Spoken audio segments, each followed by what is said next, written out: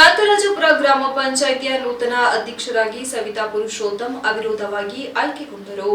ತಾಲೂಕಿನ ಶ್ರವಣಬೆಳಗೊಳ ಹೋಬಳಿಯ ಕಾಂತರಾಜಪುರ ಗ್ರಾಮ ಪಂಚಾಯಿತಿ ತೆರವಾಗಿದ್ದ ಅಧ್ಯಕ್ಷ ಸ್ಥಾನಕ್ಕೆ ಈ ದಿನ ಚುನಾವಣೆ ಪ್ರಕ್ರಿಯೆ ನಡೆಯಿತು. ಚುನಾವಣಾಧಿಕಾರಿಗಳಾಗಿ ತಾಲೂಕು ಪಂಚಾಯಿತಿ ಕಾರ್ಯನಿರ್ವಹಣಾಧಿಕಾರಿಗಳಾದ ಜಿಆರ್ ಹರೀಶ್ ಅವರು ಕಾರ್ಯನಿರ್ವಹಿಸಿದರು. ಈ ಅಧ್ಯಕ್ಷ ಸ್ಥಾನಕ್ಕೆ ಸವಿತಾರವರನ್ನು ಹೊರತುಪಡಿಸಿ ಬೇರೆ ಯಾರೂ ನಾಮಪತ್ರ ಸಲ್ಲಿಸದ ಹಿನ್ನೆಲೆಯಲ್ಲಿ ಉತ್ತೇನಹಳ್ಳಿ ಗ್ರಾಮದ ಸವಿತಾ ಪುರುಷೋತ್ತಮ್ ಅವಿರೋಧವಾಗಿ ಆಯ್ಕೆಗೊಂಡಿದ್ದಾರೆ ಎಂದು ಚುನಾವಣಾಧಿಕಾರಿಗಳು ಘೋಷಣೆ ಮಾಡಿದರು.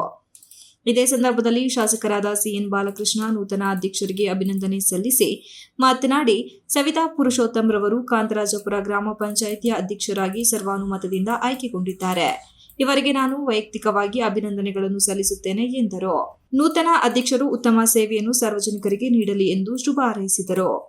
ಉತ್ತೇನಹಳ್ಳಿ ಗ್ರಾಮದ ಹಿರಿಯ ಮುಖಂಡರಾದ ರಾಜಪ್ಪ ಮಾತನಾಡಿ, ಕಾಂತರಾಜಪುರ ಗ್ರಾಮ ಪಂಚಾಯಿತಿಯ ನೂತನ ಅಧ್ಯಕ್ಷರಾಗಿ ಆಯ್ಕೆಗೊಂಡಿರುವ ನಮ್ಮ ಗ್ರಾಮದ ಪಂಚಾಯಿತಿ ಸದಸ್ಯೆ ಸವಿತಾ ಪುರುಷೋತ್ತಮ್ ಅವರಿಗೆ ತುಂಬು ಹೃದಯದ ಅಭಿನಂದನೆಗಳನ್ನು ತಿಳಿಸುತ್ತೇನೆ ಎಂದರು.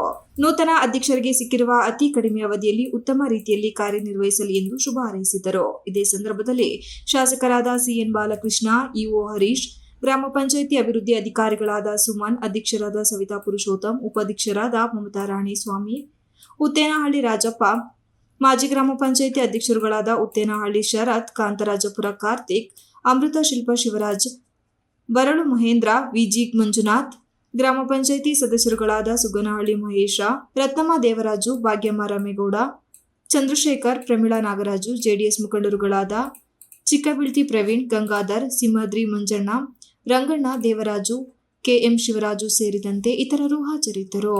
Manjunath, IK, TV 46 news Kannada, Channarayapatna. You are watching TV 46 News Kannada.